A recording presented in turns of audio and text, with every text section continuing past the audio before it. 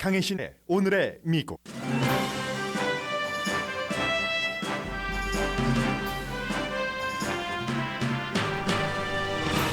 연방준비제도가 지난 20여 년 만에 가장 큰 폭인 0.5% 이자율을 인상했음에도 상승했던 주식시장이 오늘 후퇴 중입니다. 많이 내려가고 있습니다.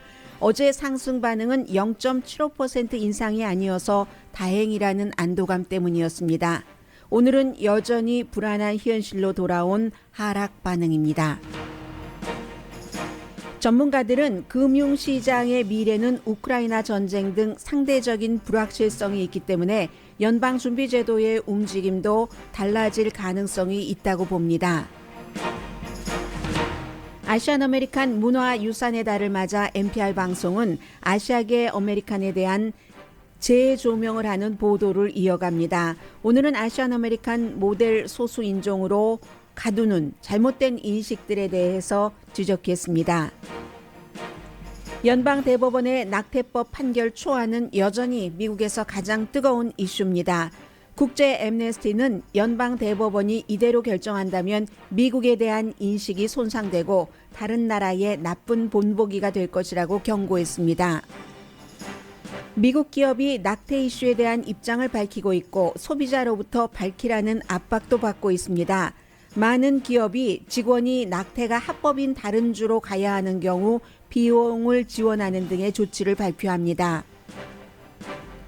트럼프 전 대통령의 큰아들도 의사당 폭동 사건과 관련해 의회에서 증언했습니다. 연방 법무부는 트럼프 전 대통령에게 권력 이양을 중지할 선봉대 자격을 달라고 요청한 극우 무장그룹 리더를 기소했습니다.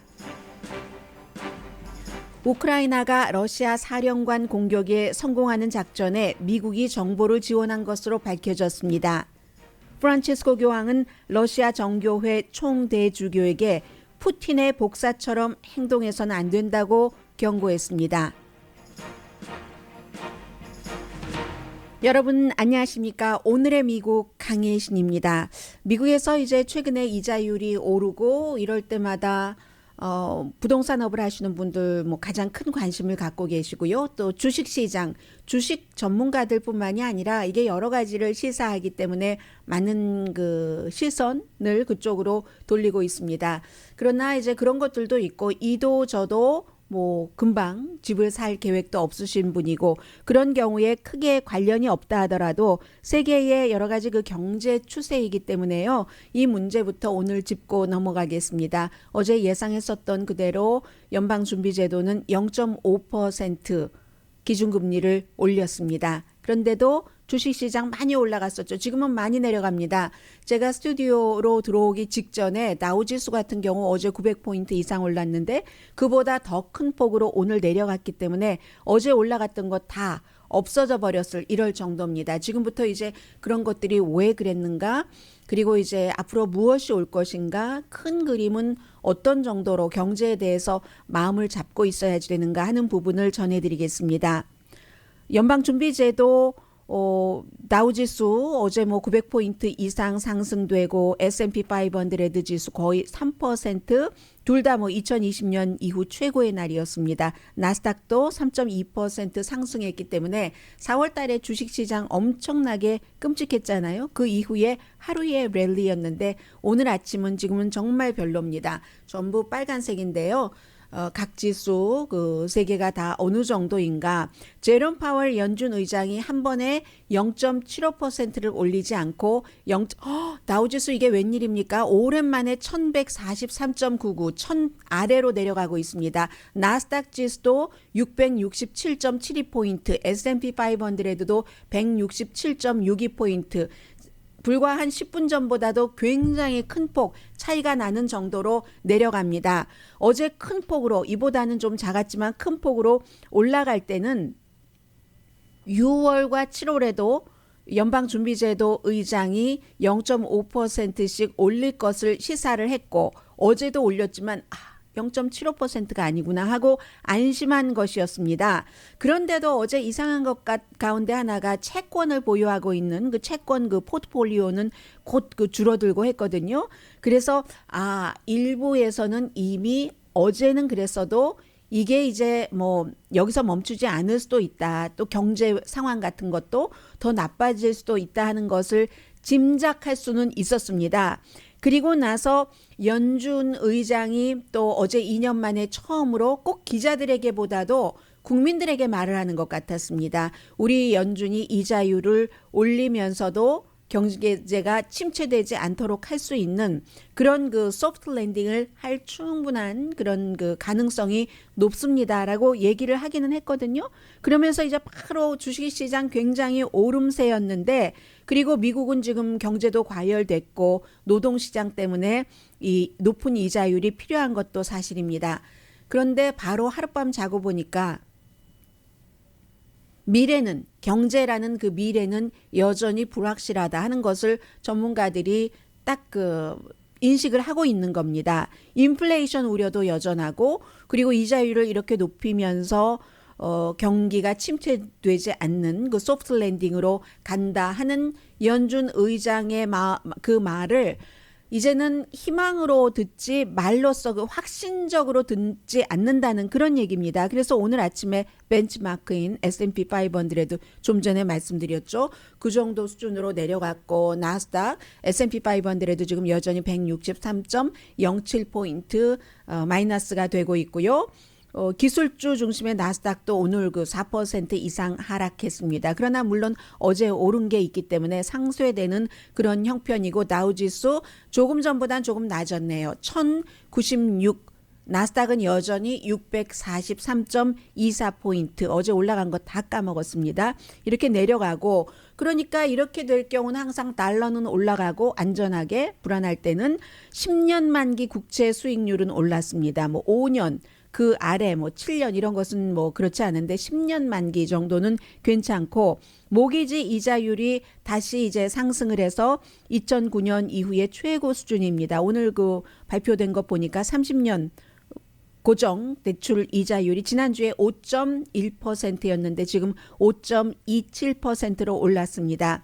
불확실한 경제의 미래라는 것을 우리 그 소비자들도, 뉴스를 들으시는 분들도 늘 생각을 좀 그 면역성을 키우기 위해서는 갖고 계시는 게 좋을 것 같습니다.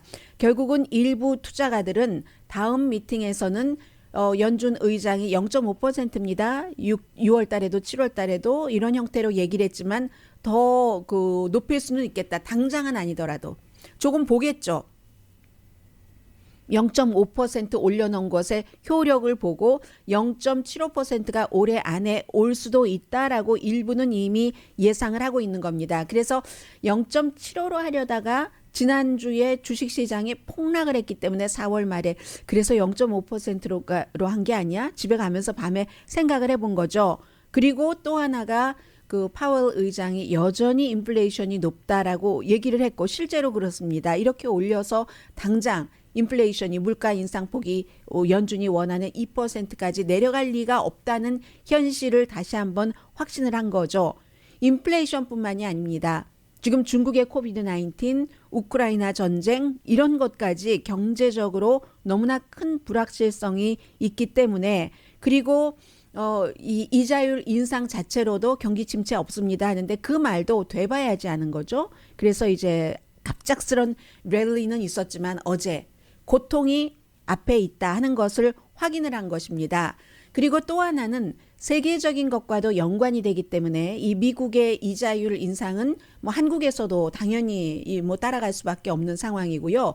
미국뿐만이 아니라 유럽에서도, 아시아에서도 이자율 인상 뭐 안 할 것 같던 호주도 며칠 전에 했잖아요. 뭐 한 1, 2년 안 할 것 같이 하다가, 그리고 아마 오늘은 영국이 미국 이자율 인상에 맞춰서 역시 영국도 이제 최근에 가장 큰 폭의 이자율 상승한다는 얘기를, 기준금리요, 2009년 이후에 최고 수준으로 인상할 것으로 예상이 됩니다. 날이 밝으면 그럴 것으로 예상이 되고요.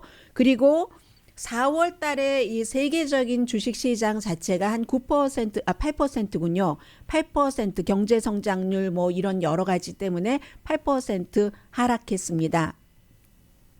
이자율을 올리고, 그리고 또 하나는 이제 국채 그동안 사들였던 것을 더 이상 사지 않고 단계적으로 이제 판다. 긴축 재정하는 거잖아요. 이 연방준비제도가. 그런 것에 대한 그 가장 처음에 일어나는 것이 통화죠. currency. 그래서 이제 환율을 아주 예민하신 분들이 많잖아요.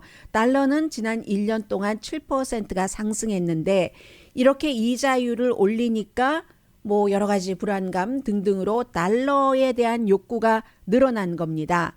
그래서 위험을 감수하기보다는 안전한 것으로 하자 하고 이제 달러 수요가 늘어나고요. 뭐 일본의 엔화에 대한 것을 보면은 가장 뚜렷하게 알 수가 있죠. 그 엔화는 1970년대 이후 지금 가장 그 가치가 낮은 편입니다.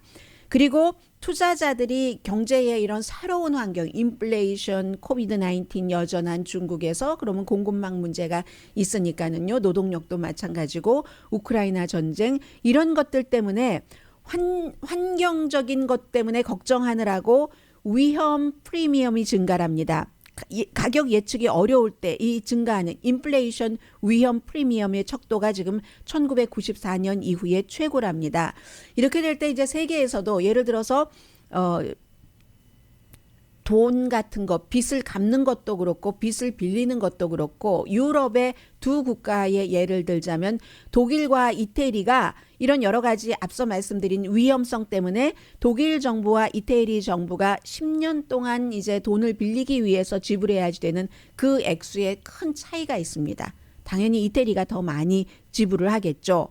그리고 이제 또다시 이자율이 인상되면서 생기는 것 가운데 하나가 상대적으로 이제 크게 영향을 받지 않도록 설계된 어떤 그 주식시장의 프로그램 같은 것 있잖아요. 분산 프로그램. 주식 몇 퍼센트, 뭐 채권 몇 퍼센트, 뭐 주식이 한 40%, 주식이 한 60%, 채권이 한 40% 이렇게 된 그 포트폴리오도 올해 거의 12%가 하락했습니다. 보통 평균 한 11% 정도는 상승을 하는데 그런 것이요. 그래서 2020년은 아주 그 인플레이션 이런 것들 때문에 어쩌면 모든 것에 슬럼프의 시작이 될 수 있다. 주식시장 그 주변의 경제에 있어서. 그러면 2021년에 잡기만 하면은 미다스의 손이었던 뭐든지 다 좋았던 이런 것이 어제 0.5% 이자율 인상하고 그 이후에도 어떤 일이 올지 모르고 전부 이젠 손만 대면 다 마이너스가 되는 것을 될 수도 있다. 모든 것의 슬럼프의 시작.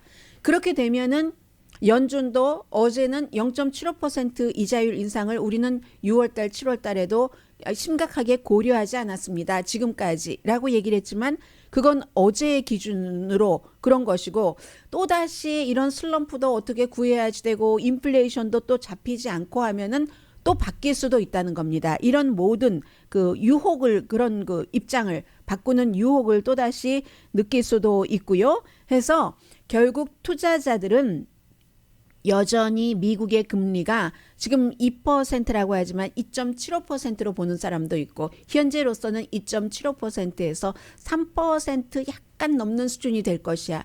그래야 위험 요소와 인플레이션과 이런 것으로부터 뭔가 좀 표준적인 어떤 것을 만들 수 있을 거야 하고 보는 전문가들이 많은 것 같습니다. 거기에 베팅하는 전문가 3% 정도 아니면 3% 조금 높거나 그것보다 조금 낮다면 2.75% 이자율 기준금리 그렇게 보고 있는 전문가들이 많습니다. 그러니까 결국은 더 많은 고통이 눈앞에 있다 하는 것을 볼 수가 있는 거죠.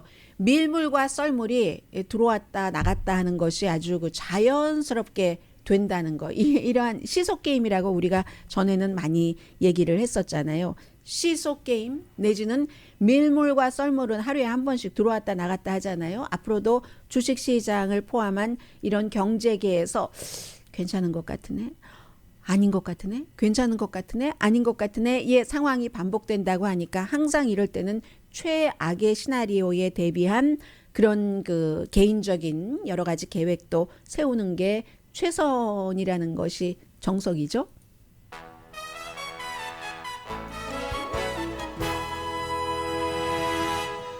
잠시 뒤에는 우리가 그 에이시안 아메리칸이니까 에이시안 아메리칸에 대해서 에이시안 아메리칸 문화, 역사, 유산의 달을 맞아서 미국 미디어에서 열심히 그 보도를 해주는 게 있으면 잘 듣고 그런가 저런가 점검하는 기간 갖는 거 좋지 않습니까? 잠시 뒤에 전해드립니다. 여러분과 저의 이야기입니다.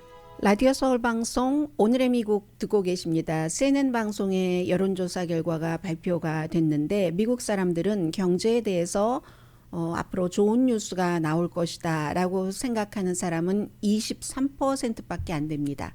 그리고 경제를 어떻게 핸들하는가 대통령의 그 역할에 대해서는 60% 이상이 잘 못한다라고 답변을 했거든요.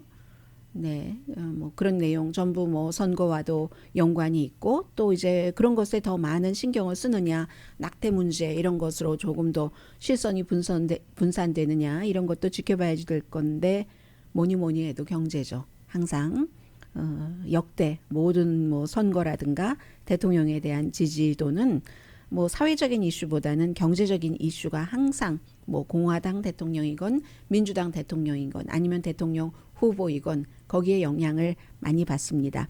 오늘은 여러분들과 지금 며칠째 계속 전해드리고 있나요? 어제도 전해드렸었죠. 아시안 아메리칸, 아시안 태평양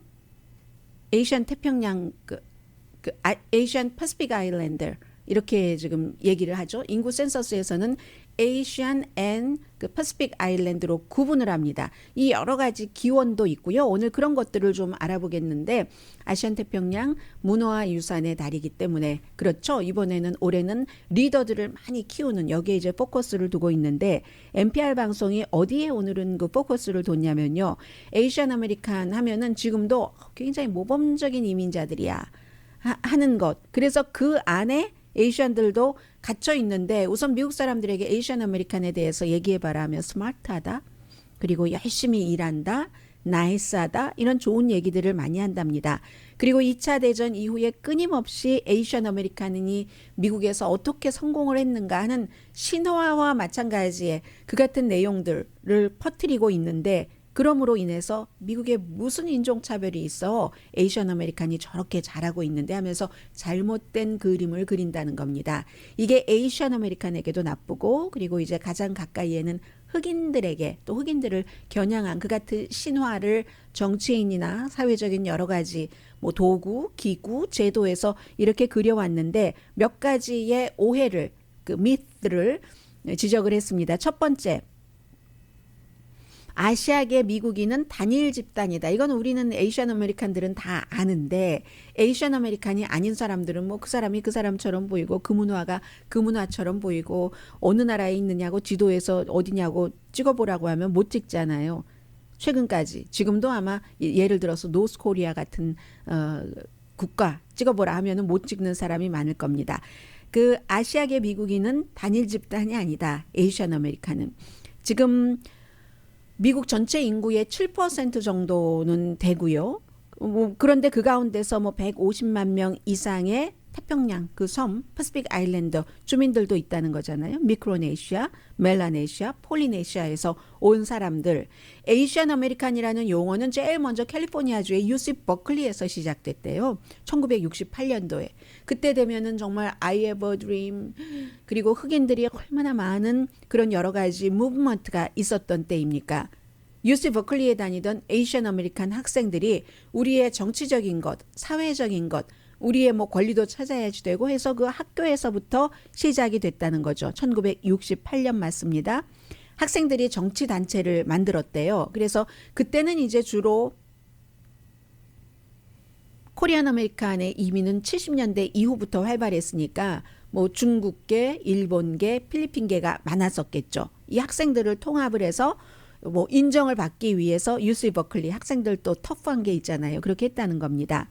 그러다가 1980년대, 90년대 Asian American and Pacific Islander AAPI라고 하는 게 이제 센서스에서 Asian Pacific American으로 처음엔 사용하기 시작하면서 됐다가 에이시안 뭐 그리고 이제 구분하라고 하는 안에 뭐 네이티브 호와이언 아니면 뭐 퍼시픽 아일랜드 뭐 이걸 함께 하고 그랬다가 97년도에 분리를 했습니다. Asian and Pacific Islander 이렇게 분리를 해서 그러니까 에이시안 아메리칸은 다 똑같은 집단이 아니라는 거죠. 이게 이제 학자들 그리고 운동가들이 많이 일을 해서 만들어 놓은 규칙이라는 거죠. 물론 차이니스라든가 필리핀어라든가 뭐 인도계가 다수인 것은 사실이죠.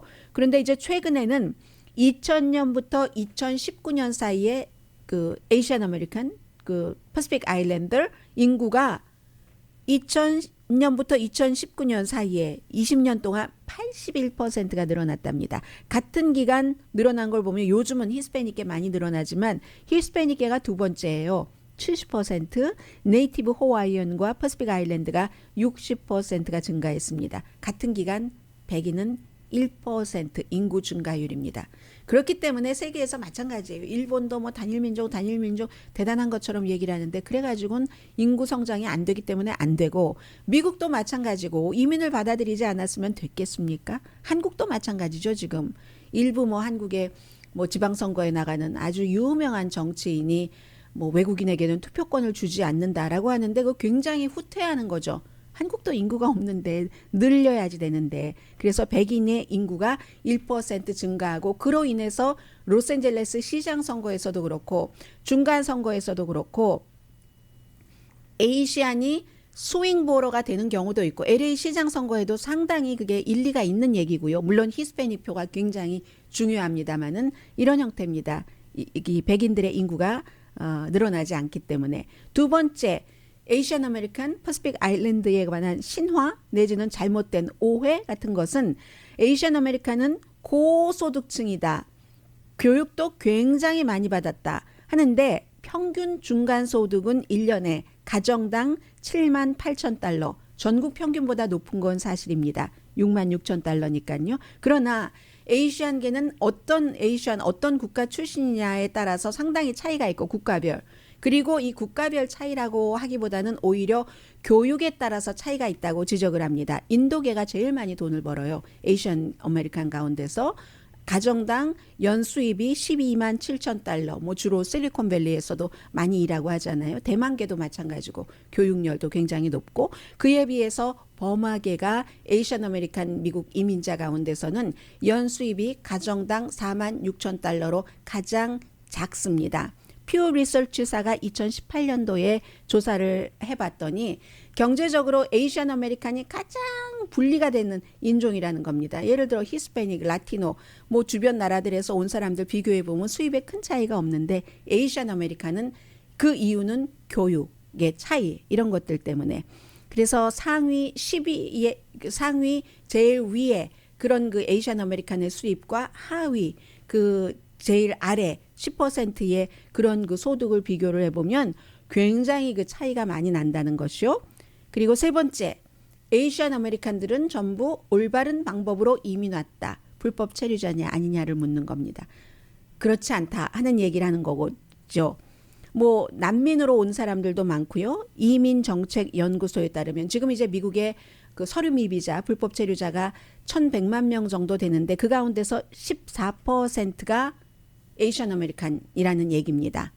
그래서 2015년부터 18년까지 이민 세관국이 뭐 15,000명의 아시아계 이민자를 체포를 했는데 그 이런 것들도 있고 아무튼 그리고 최근에 이민법 같은 것이 굉장히 그 강화되고 하면서 아시아계가 추방되는 비율이 상당히 높아졌다고도 얘기를 합니다. 그러니까 에이시안 아메리칸이라고 해서 100% 그 합법적으로 미국에 온 것은 아니다. 오히려 에이시안 아메리칸 특히 이제 동남아시아 출신을 얘기를 하는데요. 이런 경우에는 추방당하는 비율이 뭐 다른 이민자 그룹과 비교할 때 3배, 4배 많거든요. 그것도 거의 물론 그 전과 때문에 그런데 오래전에 그 전과 기록으로 인해서 그런 경우가 많다는 거고요.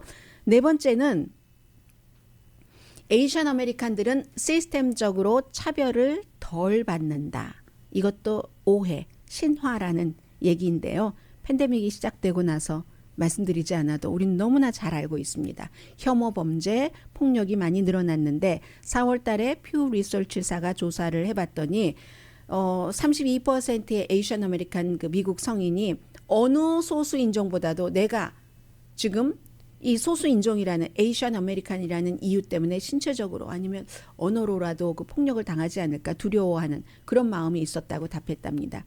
지난해가 올해보다 조금 더 그 코리안 아메리칸에게는 심각했으리라고 짐작이 되는데 왜 그런 일들 많았잖아요. 산책 나갔다가 다치고 하신 분들 그런 것. 그렇기 때문에 올해 5월 18일 날 하원에서 코비드-19 혐오 범죄법이라는 것이 통과가 됐습니다. 그 전에도 비슷한 법이 있었고요. 여기에서는 법무부가 리뷰를 해서 코비드-19 관련 에이시안에 대해서 범죄를 저질렀을 때 그걸 확실히 구분을 해서 확실하게 벌을 준다 하는 것이죠. 그리고 이건 코비드-19 때문에 그렇지 역사적으로도 어제도 잠시 말씀드렸습니다.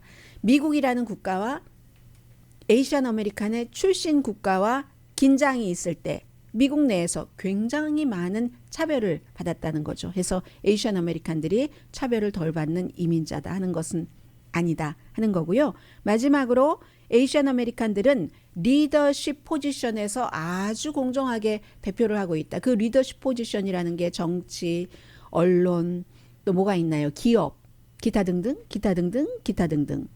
그런데 미국 사람들에게 물어보면은 미국 사람들의 거의 반은 에이시안 아메리칸이 좀 전에 말씀드린 그런 그 분야에서 고위직에 오히려 너무 많이 가 있어라고 사실과 달리 오해를 한다는 겁니다.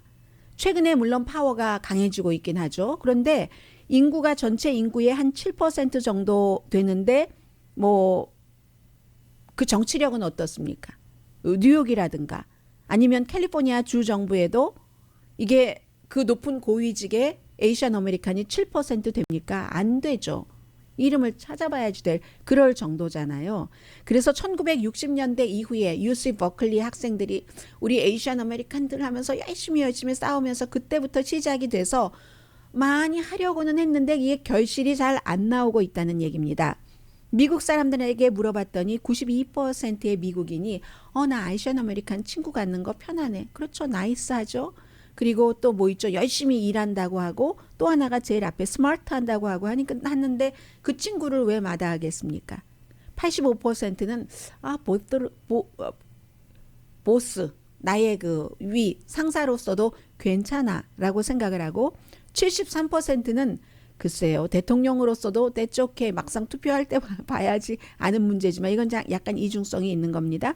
그렇지만 괜찮다고 하는데 그럼에도 불구하고 잘 안 되잖아요. 사실은 그 조지아주에서 지난 선거에서 바이든을 대통령으로 만든 데는 그 에이시안 아메리칸 표가 상당히 중요했습니다. 그런데 그렇게 만들기는 하는데 누구로 만드는 것까지는 가는데 에이시안 아메리칸이 직접적으로 그렇게 정치 분야에 있어서는 특히 위에 올라가는 것이 아직은 힘든 거죠. 굉장히 힘든 거죠.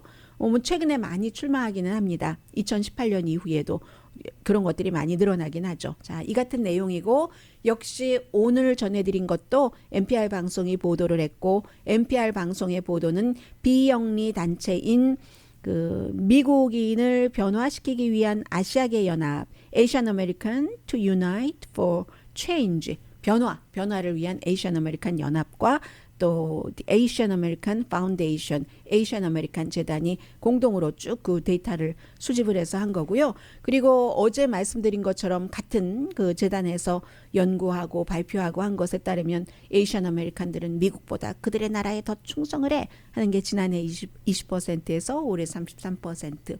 코비드에 책임이 있어. 라는 게 지난해 11%에서 올해 21%로 더 많아졌다는 것. 그리고 실제로 에이시안 아메리칸들도 미국에서 살면서 내가 미국에 완전히 속해 있어. 나 미국 사람이야. 그리고 충분히 나를 미국이라는 국가가 받아들여줘. 라고 답변한 사람은 29%밖에 안 됩니다. 이건 그 소수인종, 모든 소수인종 이민자 그룹 가운데서 가장 많은 그 비율이거든요. 그리고 71%는 차별받고 있다. 라고 답변을 했습니다. 잠시 뒤에 연방 그 대법원의 그 낙태에 관한 판결 초안이 그 유출된 것은 굉장히 큰 문제예요. 어제 보니까 무슨 캐나다의 총리도 그렇고 다른 나라들의 여러 정치인들이 미국이 정말 뒷걸음질 치네 하는 것들이 많이 발표가 됐는데 조금 중요한 의미 조금 보고요. 그리고 나서 기업들이 어떻게 반응하는지를 한번 살펴보겠습니다.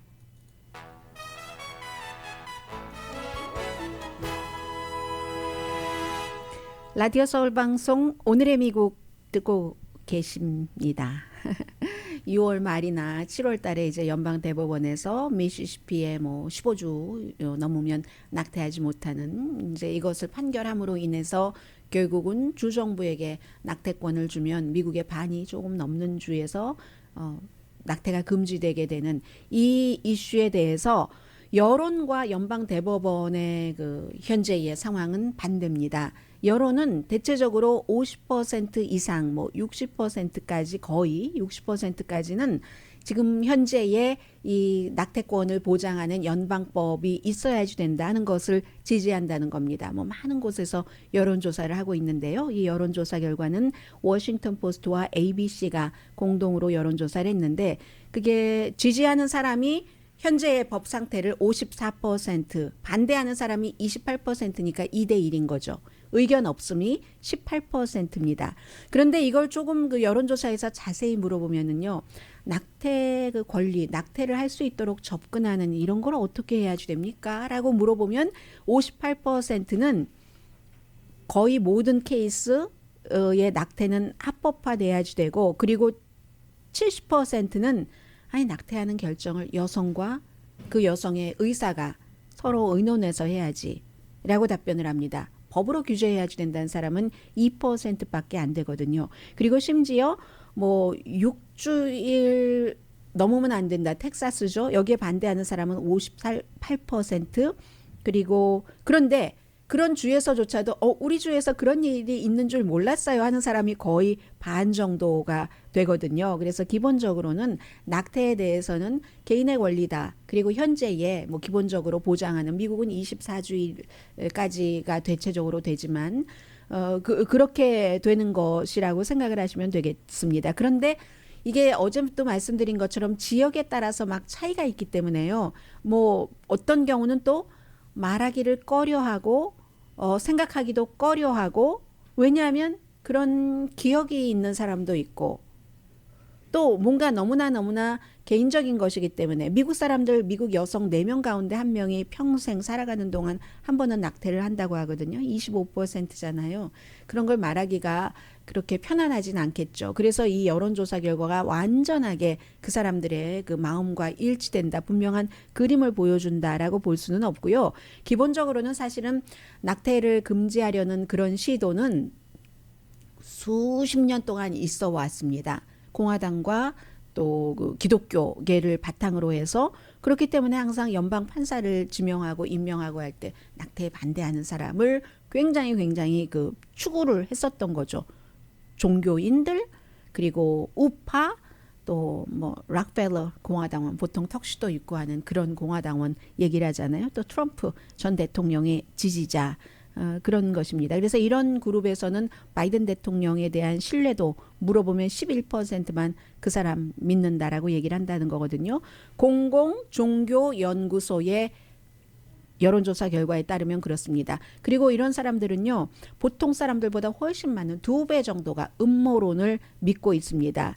그래서 어제 그 바이든 대통령이 만약에 이대로 된다면 참 아니다 하면서 메가 군중, 그 Make America Great Again, 트럼프 전 대통령을 지지하는 그 군중은 미국 현대사에서 가장 극단적인 정치 조직이다라고까지 표현을 했잖아요. 이러다가 이제 뭐 피임도 못하게 하고 피임을 못하게 해요. 너무 피임을 못하게 하고 동성애 성향의 어린이를 학교에서도 차별을 하는 이런 법을 만들지도 모른다라고 했는데 인권에 관해서 국제적으로 일하고 있는 그 비정부 기구죠. 국제 엠네스티의 사무총장이 아그레스 칼라마르 사무총장이 성명을 발표를 했습니다. 미국의 이번 조치가 그대로 된다면 미국에 대한 세계 사람들의 인식 굉장히 아주 그 후진 국가다라고 이렇게 될 거 손상된다 뭐 이렇게 표현했습니다.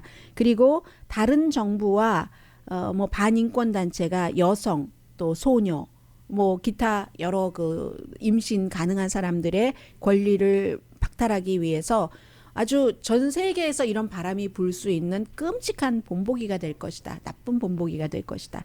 이렇게 얘기를 했습니다. 국제사회는 항상 표준이라는 게 있잖아요. 엠네스티가 이런 거 인권을 관장하니까 이렇게 됐고 지금 한국의 검찰의 뭐 수사권을 뭐 완전히 박탈한 것 같지도 않은데 완전히 박탈한다는 의도로 만들어져서 이게 이제 거의 그 대통령 임기 마지막에 통과돼서 법으로 공표가 되고 한 그것에 대해서도 지금 그 오펙에서 이건 정말 그 국제적인 표준이 있는데 국제적인 표준에 한국이 맞지 않는다라고 발표를 했잖아요. 거기에 대해서도 반론을 제기하시는 분들도 계실 테고 그러나 이제 국제적인 기구에서 한국에 대해서 그렇게 했듯이 미국의 이번에 이 낙태에 관한 연방 대법원의 초안에 대해서도 엠네스티에서 이런 발표를 했습니다. 그런데 이제 사실 미국은요, 이 낙태가 지금 현재로서는 24주일까지는 허용이 연방 정부 차원으로는 되는 건데 이건 프랑스보다도 기간이 더 긴 겁니다.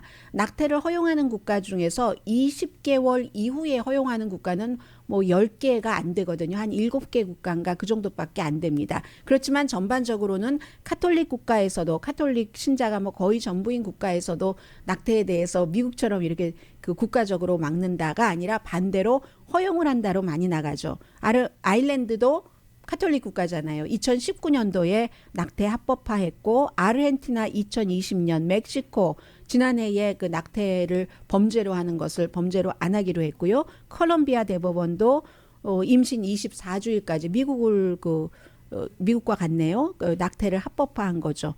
그런 거는 있습니다. 그런데 지금 하는 리바이스가 오늘 아침에 제일 많이 주목이 되고 있는데 그 이전에 아마존도 그렇고 다른 그런 기업에서 만약에 그 회사 직원들이 여성이 많잖아요. 요즘은 이 낙태권이 합법화가 되면서부터 여성의 사회 진출이 또 굉장히 많아졌거든요. 피임이 되고 또 뭐 여러 가지 낙태가 쉬워지고 했기 때문에 그런데 그런 여성이 많으면 많은 회사일수록 이 주에서 낙태를 이제 금지하게 되면은 다른 주로 가서 낙태를 하는데 비용 아마존은 $4,000까지 지원을 한다고 하거든요. 리바이스도 그렇고 페이스북은 뭐 CEO가 그 여성이잖아요. 여성인 그런 회사는 더 그렇고 애플도 그렇고 우버, 리프트, 시리그룹, 옐프 이런 곳이 다 헬스케어, 여행 비용, 파타임 직원까지 포함해서입니다. 리바이스, 리비 그 스트라우스 컴퍼니는요. 이 가볍게 볼 게 아니라는 거죠.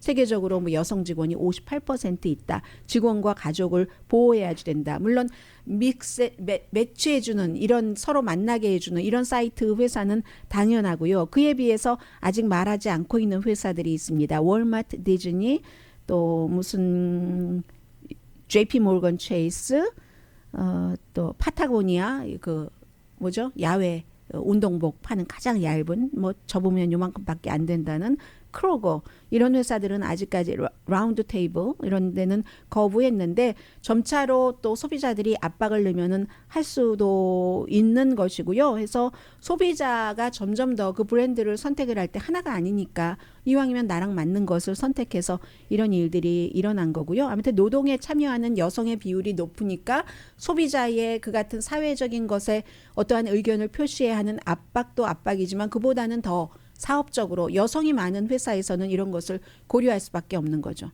월마트 같은 경우는 큰일이네요. 그 알칸소가 월마트 본사가 있고 직원들이 많은데 알칸소가 이제 연방 대법원에서 이것을 초안대로 통과시키면 제일 먼저 시행을 하게 될 텐데요. 잠시 뒤에 뵙겠습니다.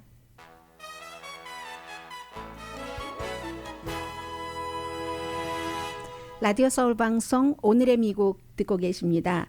네, 지금 어제 3시간 동안 아주 기분 좋게 트럼프 전 대통령의 아들, 큰아들이 의사당 폭동사건 조사팀의 질의에 응답을 했답니다. 그러면 뭐 이방카의 딸과 그 사위 자레드 쿠슈너 지금 다 둘째 아들 그 안 한 것 같은데요. 그랬다고 하고 지금까지 의사당 폭동사건을 조사하기 위해서 1,000명을 이렇게 인터뷰를 했습니다. 미국 정말 끈질긴 국가예요. 그래서 결국은 이걸 공화당에서는 덮어버리려고는 하지만 그게 지금 잘 안 되고 있는 것이고 1,000명을 인터뷰를 했다고 하니까는요. 공화민주 양당으로 구성된 위원회에서, 왜냐하면 그날 아들이 아버지 가까이에 있었고 어떤 일들이 있었는가, 아버지의 역할은 있었는가 없었는가 하는 것을 조사하기 위해서 그렇고, 연방 그 법무부에서 그 오스키퍼라는 그 무장 그룹의 리더를 기소를 했습니다. 스튜어트 로즈라는 사람을 그 기소를 했는데, 이 사람이 그 의사당 폭동 사건 여기에 대해서 그 바이든을 인정하지 않는 선봉장이 되겠다 하면서 나에게 그런 뭐 권한을 줘라 하고 트럼프 전 대통령과 그 접촉도 많이 그 했다고 하고요. 당신이 명령만 하면 거기에 따르겠어 하면 무장 그룹이잖아요. 그곳에 그날 총도 가지고 가고 하는 뭐 여러 가지를 가지고 간 사람인데, 그래서 이 사람은 결국은 기소됐습니다. 우크라이나에서는 마리우폴에서 344명 그 제철소에 있던 사람들이 또 그 탈출한 거죠. 탈출했다는 아주 좋은 뉴스를 우크라이나 대통령이 대국민 연설을 통해서 직접 발표를 해줬습니다. 그리고 러시아가 사흘 동안 어제부터 이 사람들을 그 마리우폴에서 탈출할 수 있도록 휴전을 하자, 낮에만 그렇게 했는데 지켜질지 모르겠습니다. 지금까지 안 지켜졌던 적이 많아서요. 그리고 처음에 그 마리우폴 극장에서 우리 어린이들이 여기 있어요 하고 뭐 극장 지붕에 써놨는데도 폭격을 해서 지금까지 300명 정도가 아닌가 숨진 사람이 했는데, 그 배인 600명 정도라고 AP가 다 증거를 소집을 해서 심층 취재를 해서 보도를 했습니다. 그리고 또 다른 지역에서 집단으로 묻혀 있는 시신들도 있었고, 반면에 우크라이나에서 미콜라이프가 바로 아버지가 고려인인 그 비탈리 킴이 주지사잖아요. 거기와 헤르손 이 지역은 이제 우크라이나 쪽이 다시 조금 그 좀 단단하게 찾았는가 봅니다. 영국이 5,600만 달러를 또 지원한다고 했고, 바이든 대통령 어제 말씀드린 것처럼 G7 정상회담을 이번 주 뭐 오늘 내일 하겠네요. 늦어야 해서 러시아 제재하고, 유럽연합은 모든 러시아 오일 수입을 안 한다는 안이 지금 나왔습니다. 그리고 그런데도 역시 러시아의 친구도 있어요. 뭐 브라질의 루이스 이나시오 룰라 다 실바 전 대통령, 뭐 지금도 아주 강력한 어떤 영향력을 미치기 시작하는데, 양쪽에 다 책임이 있다. 우크라이나와 러시아. 우크라이나만 책임이 있다 얘기 안 한 게 다행이네요. 그리고 또 중요한 것은 이 프란치스코 교황이 이태리 언론과 인터뷰를 했는데, 이 그 카톨릭이 러시아 지금 그 정교회와 분리가 된 게 아주 오래전이잖아요. 분리돼서 서로 만나기도 하고 하는데, 6월 달에 예루살렘에서 러시아 종교회의 그 키릴 총대주교와 만날 예정도 미루고, 전화를 해서 전화 통화로 그 줌 미팅으로 그렇게 했다고 하네요. 당신이 그 뭐 시종드는 그 예배할 때 시종드는 그 복사처럼 푸틴의 복사일 수는 없지 않은가라는 얘기를 그 했다고 하고요. 우리는 그 신의 뜻에 따라서 하는 거지 정치인의 말에 따르는 게 아니다. 지저스의 말에 따라야지 정치인의 언어를 사용하고 하는 것이 아니다라는 얘기를 했다고 지적을 합니다. 네, 러시아 정교회가 뭐 가장 큰 동방 정교회 같은 데서 곳에서는 가장 크고요. 어떠한 형태로든요, 캘리포니아 독수리가 엘콘도르 파사잖아요. 콘도르가 다시 130년 만에 레드우드 국립공원에 돌아왔답니다. 강혜신이었습니다.